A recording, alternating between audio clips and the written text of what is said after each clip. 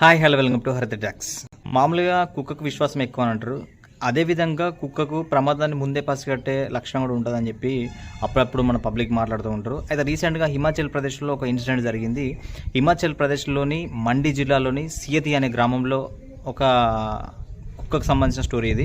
అయితే ఈ సియతి గ్రామంలో ఏం జరిగిందట అంటే, ఒక శునకం ఒక యజమాని ఇంటి దగ్గర ప్రతిరోజు 2వ అంతస్తులో ఆడుకుంటుందట. అయితే ఆ రోజు అర్ధరాత్రి 1 గంట లేదా ఆ 2 గంటల మధ్యలో విపరీతమైన వర్షం కొట్టిందట. ఆ వర్షం కొట్టే సమయంలో ఆ 2వ అంతస్తులో పడుకుంటున్న ఆ కుక్క విపరీతంగా అరిచిందట. సో ఆ అరుపులను విన్న ఆ ఇంటి యజమాని ఏమైందని హఠాత్తుగా ఆ రోజు రాత్రి లేవడం జరిగింది. లేచి పైన అంతస్తుకు వెళ్ళి చూసేసరికి ఆ కుక్క మొరగడంతో పాటు పైన అంతస్తులోని రూమ్లకు నెర్రలు రావడం గమనించినట ఓనర్.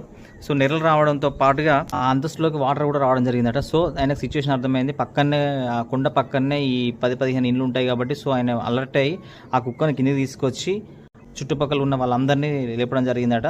సో ఆ రకంగా ఆ కుక్క ముందుగా ప్రమాదాన్ని పసిగట్టి 67 మంది ప్రాణాలను కాపాడింది. ఈ 67 మంది ఆ ప్రదేశం నుంచి బయటికి వెళ్ళగానే ఒక 15 నిమిషాలలో కొండ చర్యలు విరిగిపడి 15 ఇండ్లు నేలమట్టమైనాయట.